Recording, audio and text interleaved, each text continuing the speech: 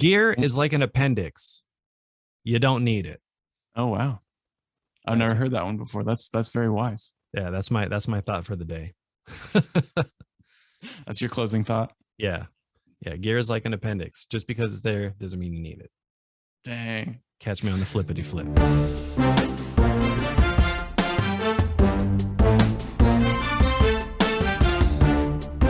Okay, so the first thing that I thought was cool it's been a couple weeks now, but if you Google a guitar tuner, Google has now created their own guitar tuner that's built into the website that you can use like with your phone or with your computer if it has a microphone on it. But basically, you're never without a guitar tuner now. Google's got my back. Google's got your back and spying on you. Yeah. That's funny. I don't even think I ever saw that. What, it's still on there, or you can search for it? You just search like guitar tuner in Google, and it'll come up and like ask for a permission for your microphone, and then it'll just like help you tune whatever instrument. So not only can you find all the information in the whole world, you can find the right notes. Bingo. Thanks, Google.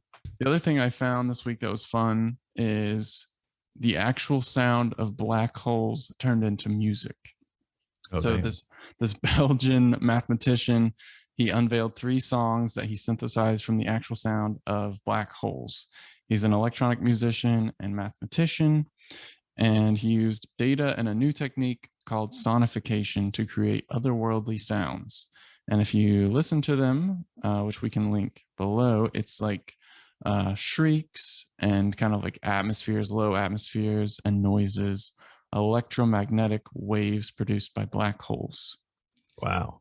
So the result is 3 eerie ambient tracks that would not sound out of place in a space horror movie, which is pretty cool. That's crazy. It's like giving new meaning to spacey sounds. Like, oh, it sounds spacey. No, literally it sounds spacey. Yeah, and like exactly. NASA put out several sounds that they collected from Mars. And so we're thinking about making like a free library with Soundiron stuff using as much space galaxy sounds as we can. Nice. Definitely sounds like something up our alley. Right. Sound design space. I was gonna tell you, have you heard about that new Brainworks they're giving out a free plugin? You see that? Oh no, I haven't. Yeah, it's the Brainworks Masterdesk Classic, and they're giving it away for free until the 24th of November. Sweet. So it's pretty cool. I downloaded it yesterday. I haven't had a chance to mess with it, but it seems like a pretty cool plugin if especially if you don't really have many mixing plugins for any sort of like mastering type stuff. I think it's some sort of like I don't know if it's like a basic compressor, but it's got like some like stereo enhancing features and stuff like that. Nice. But yeah, we'll include the link to that too. But yeah, you just use the promo code. It's like BX4 free, something like that. Okay. Plugin. Yeah, I'll definitely have to check that out. I've been collecting some free plugins this week as well. I've been making a bunch of new sound design for Quadral 2. Nice. And so I have grabbed Gate Lab and Filter Step, which are 2 free plugins from Audio Modern. And they both have really nice GUIs. They have like randomized features. Gate Lab is just like setting, time sequenced gate. So like you basically sequence like pauses and stutters and things like that in your sound. And then Filter Step is similar. It just does like filter sweeping and basically like in a stepwise function.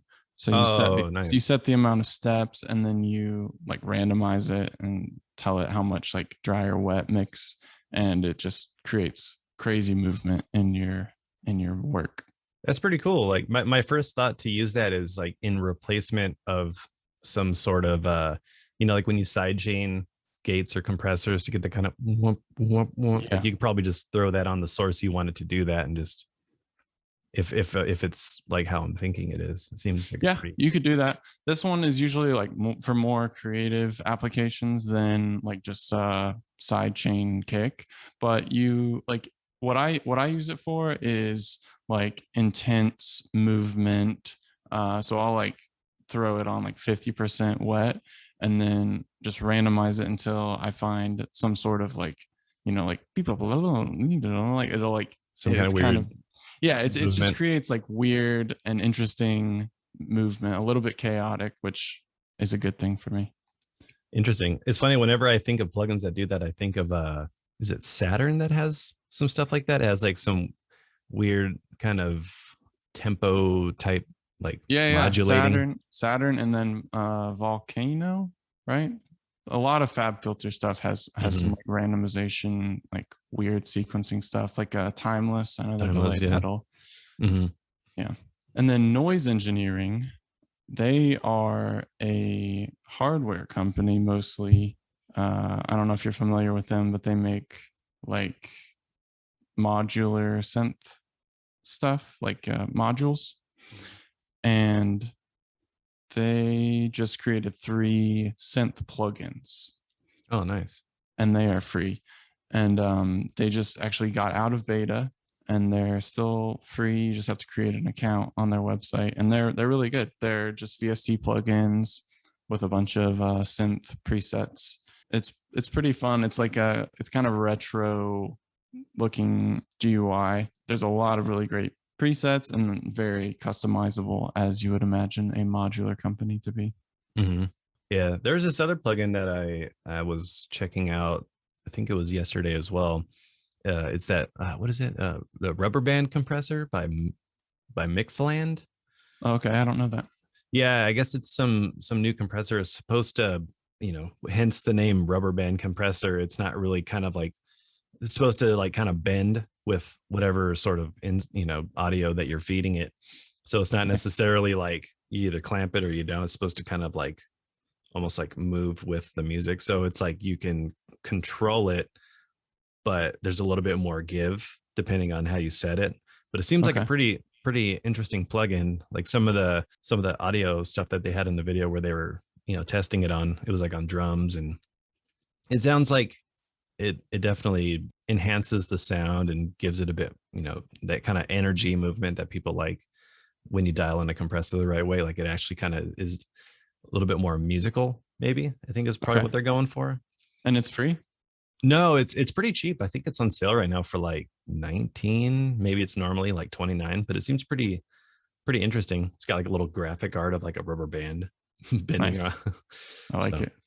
for any of you guys and gals out there that like plugins that have interesting graphics instead of just knobs, I guess it's supposed to show you how much the rubber band is bending. I don't know. But yeah, it seems pretty cool though. Like it seems like a different approach, I guess. One thing I found this week that was cool is why you should stop reading news. And this is from Farnham Street blog. He has a podcast. He's a real sharp guy and talks to a lot of just like brilliant people in different industries. Mm-hmm. But basically, he wrote a blog post that says, "We spend hours consuming news because we want to be informed. The problem is news doesn't make us informed. In fact, the more news we consume, the more misinformed we become. News is, by definition, something that doesn't last. It exists for only a moment before it changes. And as news becomes easier to distribute and cheaper to produce, the quality has decreased and quantity has increased, making it impossible to find signal in the noise. Rarely do we stop to ask ourselves questions about the media we consume. Is this good for me? Is this dense with detailed information? Is this important?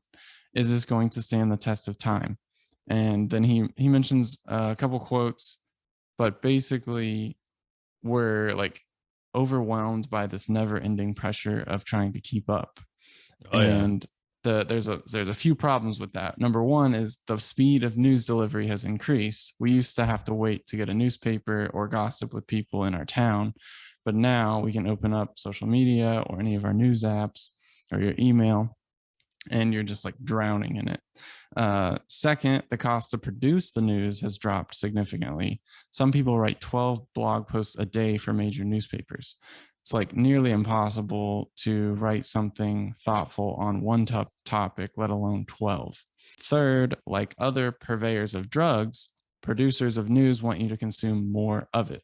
So basically, the incentives are misaligned because you're in an advertising culture, right? So you need people to click, and you need to, enrage them, or, make them laugh or whatever. But you have to keep their attention in an attention economy. So my favorite quote from this article is from Nassim Taleb, and he says, "To be completely cured of newspapers, spend 1 year reading the previous week's newspapers." So basically, like, just read last week's news and see how much of it is actually still important a week later. Yeah, I think most of the time it's just like anything, news have been doing clickbait for, before I think clickbait was probably a title, A buzzword, yeah. Yeah, just like that whole, like, you got to get people's attention by either like scaring them or talking about something that it's like, it's going to get attention, or even if making them mad. Yeah. It's like when you watch reality TV, like, right before it goes to commercial, they show the edit that never even happens. Like, they edit it in a way to where it's like, you think someone's either going to get beat up or something bad's going to happen. And then when it comes back, or someone says something that it seems like it was directed to someone else, you come back and it's completely different. It's just a way to keep you there, like, oh dang, something's gonna go down or whatever. Gotta hit you with that cliffhanger. Yeah, exactly. And even though the cliffhanger is not even what happens, like I'm not a big news watcher.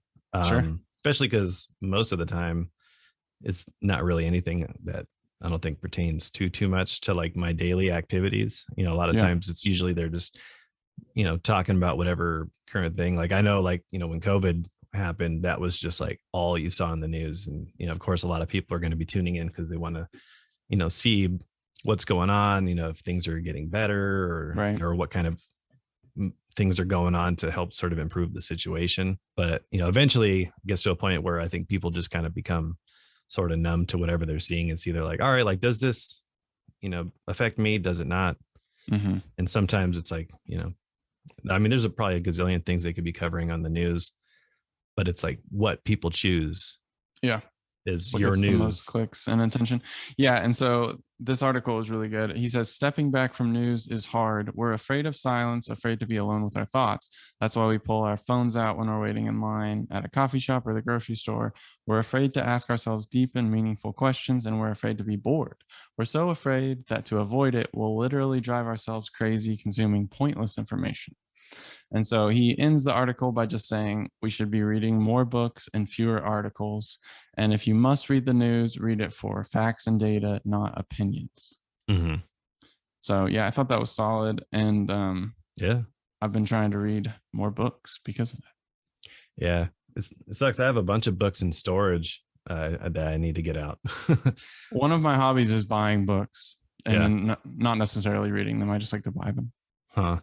I read the Cliff Notes and then I throw them in the trash. Well, they look good on the shelf, right? It's like, I am a very smart person because I have this book. I'm not. It's funny. I used to, most of the books I ever used to buy were always like kind of like music information stuff. Sure. So I never went to school or did like, that type of stuff. So I'd always just buy a ton of music books, either like theory or like those guitar grimoire books or whatever those are called. Yeah. Got all the scales and chords. But I've been trying to do more reading. It's funny, for the longest time I could never sit and just like read a book. It just, I don't know. I don't think I had like the attention span. Plus, like, I'm one of those people that sometimes I have like, I'll read something and I'll have to like read it again to like really sort of like take it in. I don't like to just like read and then you're like, wait, what did I actually just read? Like, you forget it, just like skim through everything and not know what just happened. Yeah. Like a good thing that I've tried to do is actually like when reading, like kind of like either like reading it out loud helps. Yeah. Like, even if it's just kind of like lowly, like low volume. Just like mumbling to yourself. Yeah. Yeah, like I feel like help. that. Yeah, I feel like it almost helps. Like there was this video from Tim Ferriss, I think, where he was talking about like how he intakes information in a book, and he was talking about how he like writes little notes on the inside, like, if I put like a star next to it, it means this, and then it's like, or this is like an important thing. And I thought that was pretty cool, because there's a lot of times when you are reading a book and you're like, man, there was this like one part where like it really resonated with me, but I can't remember where it is, and then you gotta like reread the whole book. So like he'll like highlight stuff or like underline it, and then put like, oh, like page 49 star blah blah blah blah blah. And it's a pretty interesting video. It's like a short little one on his YouTube channel, but I was like, oh, it's because, I mean, for someone who reads a lot of books, I would think, someone like him, especially got it down to a science. Exactly. Yeah. Yeah. So I thought that was pretty cool. Because yeah, like I'm horrible with reading books, but I try to, I mean, I'm reading stuff all day on the computer, but there's something to say about like taking time to sit and read. I think it's good. Totally. It's funny. I was watching this YouTube video last night of this guy. He had some video like 8 methods that helped me become a millionaire or something like that. Okay. And he was talking about, he's like, one of the things that I've always heard, he's like, from any successful person who, either has a really successful business or, is a millionaire, that sort of thing. He's like, if you ask any of them, most of the time they'll tell you that they read like nonstop. Like they're just kind of always intaking info and learning stuff. And I was like, oh, that's interesting. Yeah, I think being curious is definitely a trait of successful people. Mm-hmm. Yeah, now that I'm thinking about it, there was another thing that he was talking about too, where he was saying one of the things, like there's people that, when it goes to like, they go to start something new, like either start a YouTube channel or trying to start a business. Yeah. It's like most people, like they get that motivation to want to do that one thing. But then once they go to the next step of like, oh, well, now I need to learn how to do this thing, then they just like cut it off. He's like, most people who usually go to start something end up stopping because they realize, oh, I have all these other things I need to learn, especially if you're like, a single person trying to start a business. More than likely at first, you're going to be the one who's going to be wearing all the hats before you can have enough money to hire people and, bring someone on. Hey, like I learned, about Instagram and Facebook and doing all this stuff. All right, now you can do this. And now, before you're passing all the hats around. But he was like, one of the things that he's found, most of the time, people who are willing to like learn new things, or have that kind of like autodidactic personality where like you want to learn stuff, more than likely they tend to be more successful too, which is very true. Like, so, it's funny how there's like some people that just naturally do that, and some people who just naturally like quit, and then they wonder like, why can't I get further ahead? And it's like, well, start learning new stuff, man. Right. And that kind of ties into this infographic that I found this week. It's called How to Be Productive, and we'll put it up on the screen. Yeah, I was looking at that. Yeah, we'll put it up on the screen for the YouTube viewers, and we'll leave a link. But one of the infographic like paths is hacks, and it says visualize your end product, which I don't know if you've ever done with like an artist library or like a performance or anything like that, but like visualizing, what would this feel like if it was a success? Like how would this look at the end of it when I'm done? And if you can kind of like detail those goals, it really helps with kind of guiding your path along the way. Yeah. And then he says, start before you feel ready, avoid chicken and egg syndrome. So it's easy. One. It's very easy to kind of just like get stuck in a rut of like, oh, well, I don't know if I should do this or this first. It's like, just guilty. Guilty, man. It's funny. I'm guilty of that, but I've also like sometimes not done that, I guess. Like, like there's sometimes where like, I don't know if it's just like not necessarily like procrastination, but kind of like that, like when something's going to be like, very time consuming, like this is not going to be an easy thing. It's like, you're like, well, I mean, you start to think of all the things that need to be done versus like just starting from step one. Sure. And like I know we kind of touched on this a little bit in one of the previous podcasts, but like there's, with that guitar library that I've been working on for however long, like that was such a time consuming thing. Like I don't even think I really fully knew what I was getting into, No, you but I didn't just at I all. just That's knew I fine. needed to start like I was talking with Greg, one of the other, Greg Stevens, Soundiron OG, and we were talking about it for the longest time. But a lot of the time that went into thinking about that, it was very necessary because it Mhm. was like I knew I had something that I wanted to do with this guitar library. It's like a metal guitar library that, it will come out when it comes out. But When it's ready. yeah, when it's ready. But like it was like one of the things with that, like I had a very clear objective of what I wanted to do by the time I sort of thought it all out. And sometimes you need to do that. And it was more or less like what did I want it to be, and really Mm. just thinking about that before going forward with the recording and So all that kind of stuff. you were visualizing your end product. Exactly, because Nice. it's just like writing a song to a degree. It's one of those things like you hope it turns out good, but you have to sometimes think about all the little things, like, if you're writing a song, like what do you want the feeling to be? What do you want, how long do you want it to be? Do you want it to have a lot of arcs? Do you want to have a lot of changes? Is it very simple? Like those Yeah. are all those types of things that are good to think about before you start. It's good to, I think, have a general guideline. I think, it's like sort of like why people do piano sketches before doing like a fully fleshed out orchestral thing.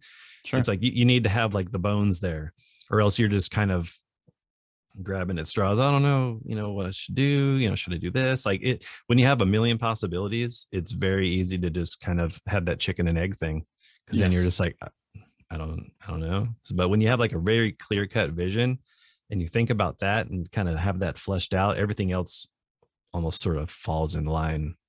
Yeah. And the next thing on the path, it says, assume you are right when you are in doubt. Decisive is productive.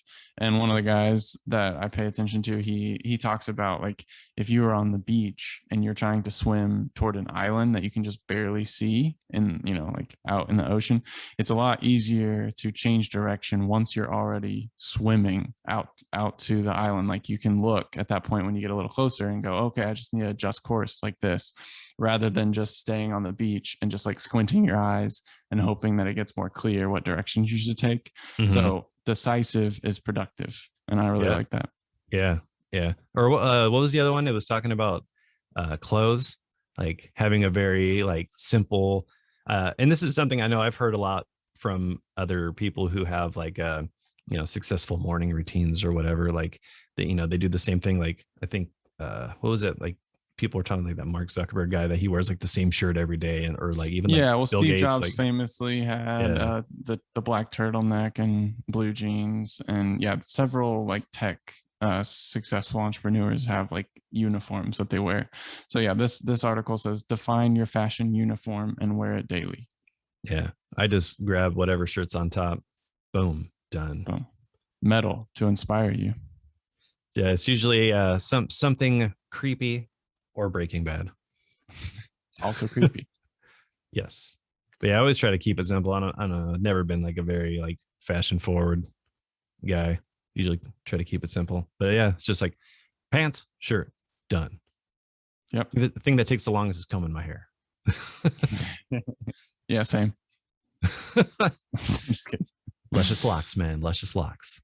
So we talked a couple episodes back about networking, and I found another article. This is from 2017, but it's called Networking for Nerds. And this guy basically says, like, I hate this word. And like, I'm a nerd. I went to grad school. Networking was for slick-haired salesmen, former jocks, and social parasites.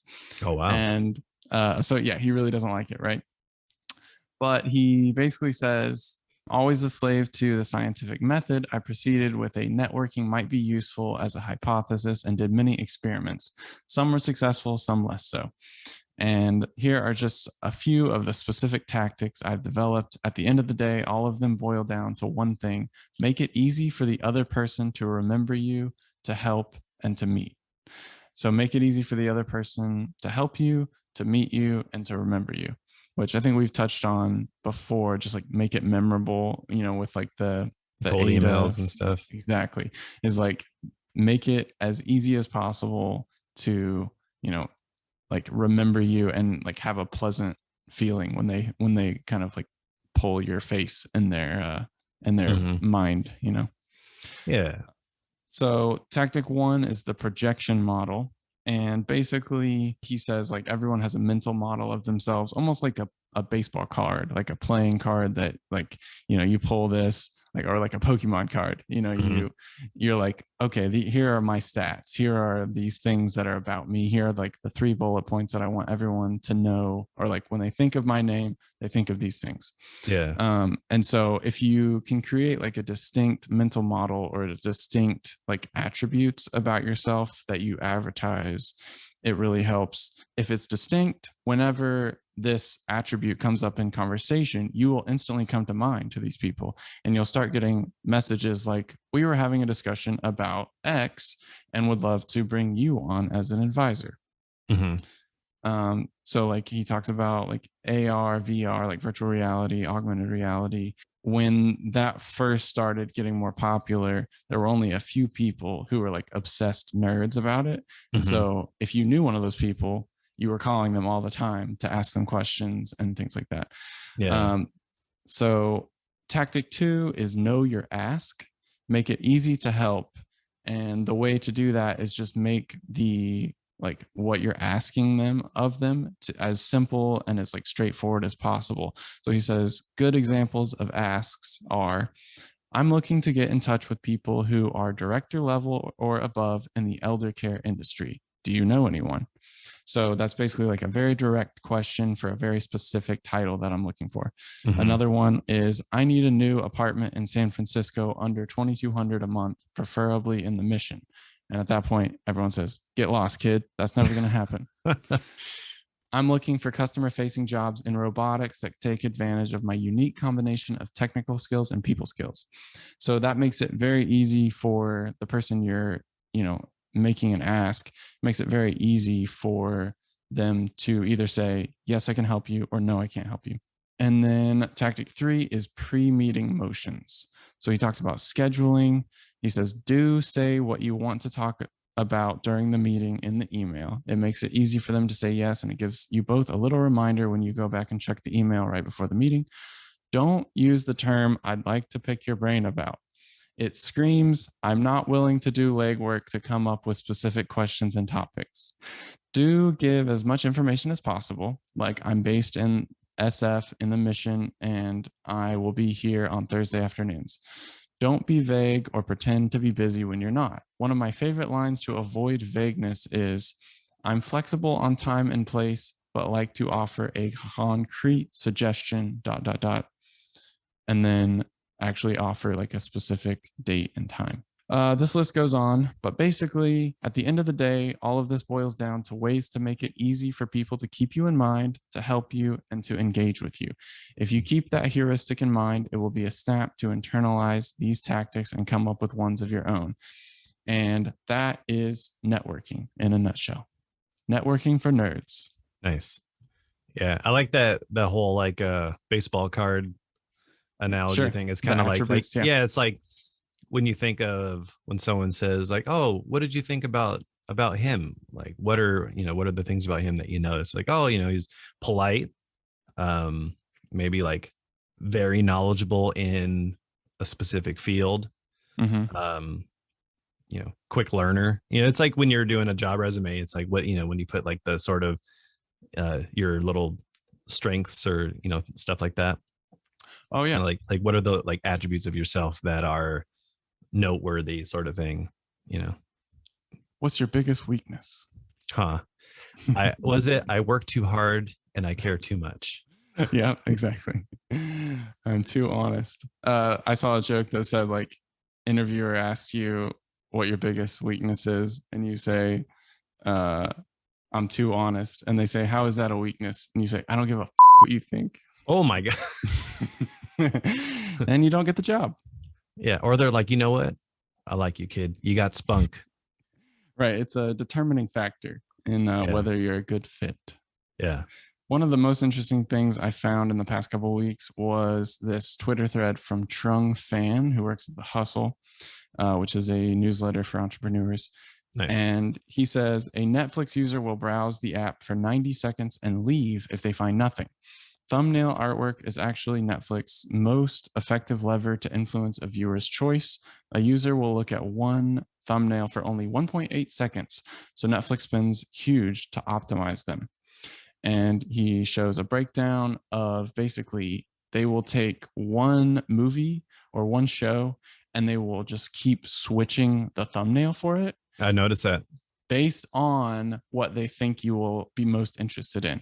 So let's say like Squid Game is the big hit. So like if Victoria, my wife, logs in to Netflix, she will likely see a different thumbnail for Squid Game than I will when I go. Interesting. So he says, our eyes move 3 to 4 times per second to process information, and we can analyze an image in as little as 13 milliseconds.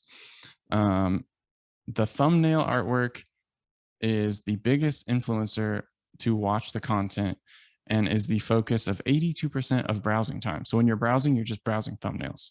Mm-hmm. And he said, consequently, Netflix uses this elaborate thumbnail selection process. For reference, a 1-hour episode of Stranger Things has 86,000 frames in the hour, frames per second. And basically each frame in the show is tagged with metadata identifying key variables like how bright or contrasted it is, if there's skin, like the level of skin in it, if there's a face, things like that. So they get each frame of the episode gets graded on these variables and then gets ranked algorithmically, of course, if they have expressive faces, if the main characters are showing, if the thumbnail's bright enough. And they're basically just creating this like unlimited amount of thumbnails per show. Mm-hmm. So he goes on to say thumbnails with villainous characters outperform, like when they have bad guy thumbnails for Dragons Race to the Edge. And of course, they're testing this stuff constantly. Mm-hmm. Orange is the New Black. They showed that if you only have one character in the thumbnail, people are more likely to click on it than if there's an ensemble in the thumbnail. Interesting. So he gives an example of Good Will Hunting. So rom-com watchers get the top thumbnail, a date, when it kind of looks like Eternal Sunshine of the Spotless Mind, whereas comedy fans get the bottom thumbnail, which has Robin Williams in it. And if you are a comedy fan, then you like Robin Williams, most likely. Same thing with Pulp Fiction. Uma Thurman fans get the top thumbnail with her smoking a cigarette, while John Travolta fans get the bottom thumbnail of him reading a book. Interesting. And they're A/B testing the whole time. So it's really fascinating. And I think like the biggest thing is just how important thumbnails are. And I know in the YouTube game it's the same way. And I know the top pros are like A/B testing thumbnails on videos. Like they'll swap a thumbnail even like a couple hours later after it releases, just see if it does better numbers, if it gets more clicks. Mm-hmm. So it's just wild how visual humans are. Yeah, I mean, because it really is the same. I mean, YouTube's even more broad because there's so many, like millions of videos. Mm-hmm. So it's like, in Netflix, they have a certain amount of movies, it's always going to cycle through. But I mean, you can apply a lot of that stuff. And I think about that too, like, especially when you're scrolling, you might be on like one, like action suspense, you're scrolling through, and then you go to another one. It's like thriller something, right. And you'll see like the same stuff, but it'll be like a different cover. Like, yeah, I don't remember it being that. I thought it was The Rock on there, and now it's, Mark Wahlberg or something, and you're like, what the? So I definitely think about that. I've also done that too, where you do like a thumbnail and then later on you come back and you're like, actually, I think I could do it better, or I could make it a little bit more visually interesting. Mm-hmm. Or like, especially like with audio, it's like, what do people like to see? It varies. Some people just want to learn like basic information. Some people might see like some crazy studio shot and they're like, oh, like, their studio looks cool, I want to check out this video. Or you see like hands on the keyboard and maybe they're, pianists, and they're like, oh, like maybe I'll learn some keyboard stuff. So with YouTube. I'm wondering when YouTube's actually going to do this. I think I was talking to you about this like a couple weeks ago, like just kind of randomly through chat. Like, I wonder when YouTube's going to have at least some kind of option where you can have multiple, like upload maybe like 2 to 3 thumbnails. Yeah. And then you can see which one people tend to click on. And then you can kind of select that as either like a main, where you could actually sort of A/B test the thumbnails that you upload instead of just like one. That'd be interesting if they ever do that. But yeah, I would definitely expect them to implement that at some point, because it is useful. Yeah, gotta get on that thumbnail game. Strong thumbnail game. Yeah, bright colors. What was it? Orange, blue, green. Oh yeah. And then a face. Looks surprised. Yeah, you gotta have millions of views. Face. Yeah, you gotta be shocked about something that you made the video about. So. And it's gotta be like a financial flex in the title too, like yeah. dining in the most expensive restaurant in the world. Yeah, I stayed one night in a millionaire's house. Boom. Million views. You're viral. We're giving you all the secrets here, people. This is the sauce. This is the secret sauce. Exactly. The last thing is I read Leonardo da Vinci's biography.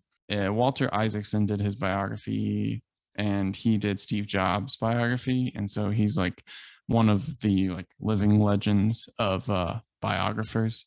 So nice.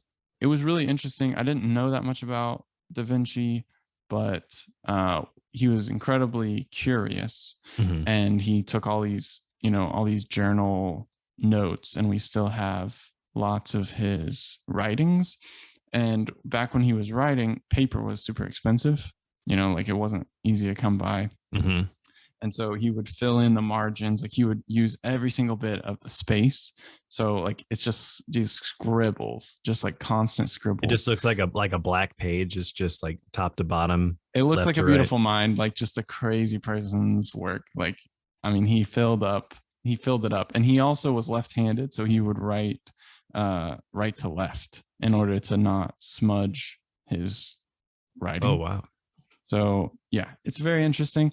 And he received most of his fame for his painting, but he also made like huge discoveries in like anatomy, like just like all kinds of sciences, flying, weaponry.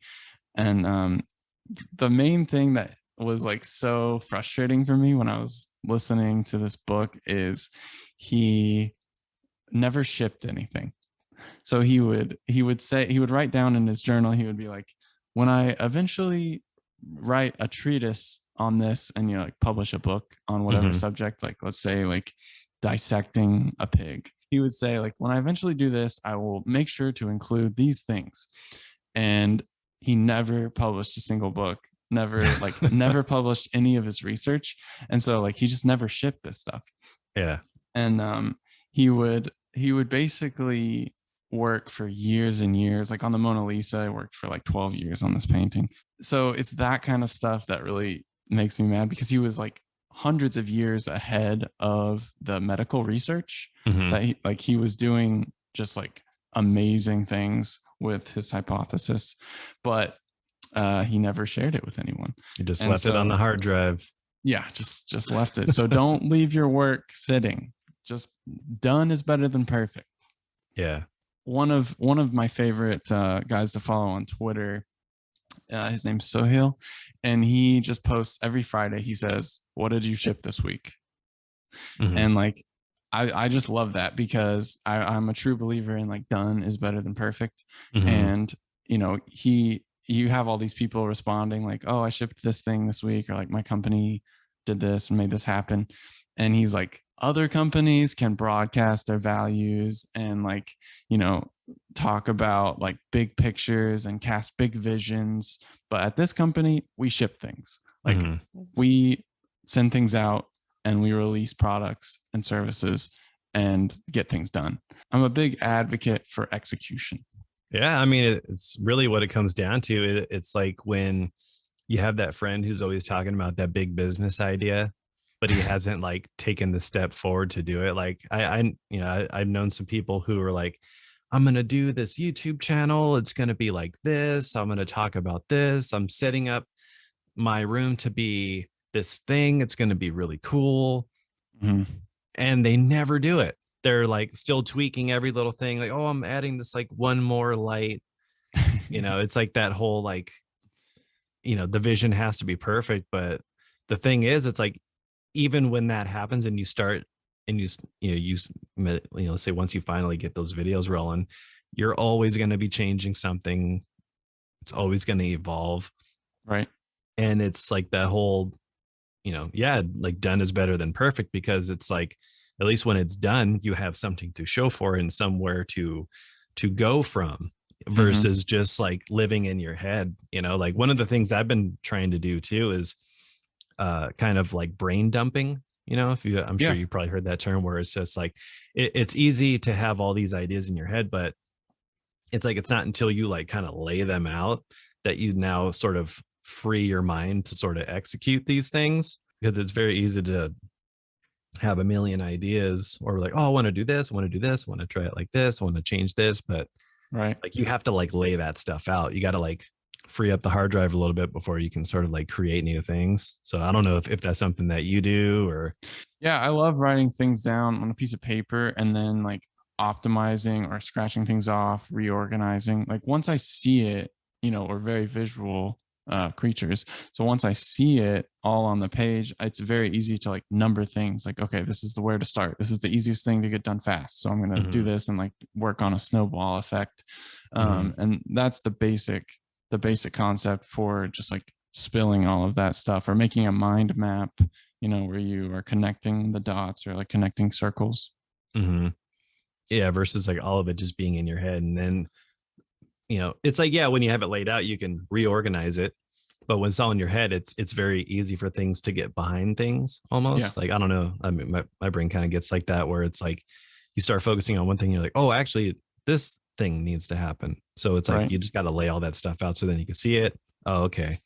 It's like just like that's why calendars and lists and stuff like that are really helpful. Asana. Is it Asana or Azana? Azana. I'm gonna call it Azana. You already do. With a Z, a hard Z, like a capital Z. Yeah, you should probably tweet at them and let them know they should change it to that. I don't have Twitter. Sorry. I'll tweet at them for you. Yeah, thanks. Make sure to at me, even though I'm not on there. hit me with that. At Soundiron. Yeah, hit me with that hashtag. Yeah, but no, that stuff is the whole like term brain dumping, I think, is funny, but it's very helpful. Yeah. And that's good for anything, whether it's work or home stuff. Like, oh, like like you go grocery shopping and you're like, wait, what was I supposed to get again? Right. As soon as you get home and you're like, oh, I forgot the milk. You got to write that stuff. You got to write that stuff down. I like actually, I think on my phone, that it's like the newer iPhones, they have in the lists, you can set it to where it's kind of like little like check things, so you can actually like bubble list them. So if you're like, all right, got that, boop, you could just like check them off. That's pretty satisfying. Because before I would just have this list and just delete stuff. I'm like, all right, I got this stuff for drinks. I'm just like deleting it. So I just, once I'm done, all right, check out and get out. Got a checklist. I like it. Yeah.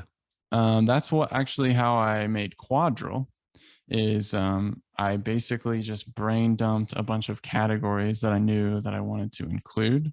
And so I ended up with 16 categories of synth pad types. And then since this is like Quadral is like 4 quadrants, everything was based on 4s. So it's a 4-layer synth engine, morphing synth engine. And then I did 16 categories, and each category has 24 sounds in it. And so putting all of those together, you can create a lot of like really interesting soundscapes and pads and leads. And very cool library. That was my second artist library with Soundiron, and I'm already started on Quadral 2. Nice. You got me beat. Dude, you got to get that metal guitar going. Yeah. 2022. Heads are getting ripped off. Metaphorically. Yes, not literally. But yeah, man, By the power of rock. Yeah, I'm super pumped on that because there's a lot of things about it. It's I mean, just like a lot of other libraries, there's plenty of string libraries, there's plenty of brass, or and same thing, like virtual instruments, there's multiples of every kind, but for every player, there's always something that you're looking for. It's like music. There's plenty of music out there. Should you not write a song anymore just because someone's done something in maybe a similar vein? Sure. But there's always something to be tweaked in a way that maybe you think fits something that has been missing for you. And I think with this guitar library, there's something that I feel has always been kind of missing. There's like something that's like it's not quite there. I feel like we just had a little bit more of this, or either whether it's like how it's laid out or how it sounds, and I think with this one, with just some of the tests that I've done with it, I feel like I'm like, wow, that's actually kind of sort of like how it sounds. I mean, of course, because it's me playing, it's going to sound like me, but it's like just that extra level. It's like having something at triple forte when normally you can't get to it. It's like, I'm hitting the key as hard as I can, and it's just not quite getting that extra bit of attack, or, that sort of thing. So, right. There's definitely some special things that I poured into this library that I've been wanting, and hopefully for other people, whether you're in bands or, writing your own music, or you're a drummer and, you can't quite play guitar, this will be something pretty helpful for that. But yeah, Quadral is a super cool library. It definitely has those Blade Runner vibes. Like when I was first messing with it, I was just like, oh, that's nice. Especially when you start using the XY pad, that's where like you sort of unlock the magic in the library. It's like you have all these cool sounds, and then it's like once you start kind of interweaving between them, it's like you enter this like new dimension. It's like really cool. Yeah, Blade Runner 2049 was definitely the number one inspiration for the library. But there is something to be proud of when you kind of birth your own creation into the world. And I remember when we first released Hyperion Strings Micro, we had people, not a lot of people, but some people were like, why did you guys make a string library? But because there's already so many string libraries in the world, right? And we were like, we didn't have one yet. Soundiron didn't have one yet. And here are all the things that we bring to the table that we think are different. And, it's a very dry, it's a very bright sound. And, Hyperion Strings Micro is one of our best sellers, and people really like the library, and you get a lot of use out of it, especially in different genres than you would typically see a string library. And so just because there are already so many people doing a certain subject doesn't mean that it's off limits. Yeah, which is cool. It's like like one conversation being had by 20 different people. Like it's always going to go into a different direction, or have a different take, or different perspectives. Some people might focus more on the room sound because they really love the sound of the room. Yeah. And then there's some people that are like, well, I mean, I like that room sound, but I want something that's has a little bit more bite to it, a little bit more dry. All right, well then there's this, or maybe there's something that has both, or maybe smaller group of players versus a big group of players, like or different rooms have their own characteristics, so maybe you like the sound of blending two of them together. So that's the thing that I feel is always important, is a different take on something might be what a certain project calls for. Maybe you have all these other ones that are these big huge symphonic sounds, but you're like, I don't really need that for this. So it's kind of like, it's like guitar tones, you can have like these really clean sparkly sounds, some really kind of like raw gritty, mid gain stuff. You're like, there's no really like one size fits all. It's always nice to just have options. And I think as musicians or composers, we're all looking for something to inspire us or bring out something special in a particular project. So it's like everyone's perspective is important. So it's kind of like, why not explore that? Absolutely. And variety is the spice of life. I'm always looking for new plugins, to make ambiences and make new sounds.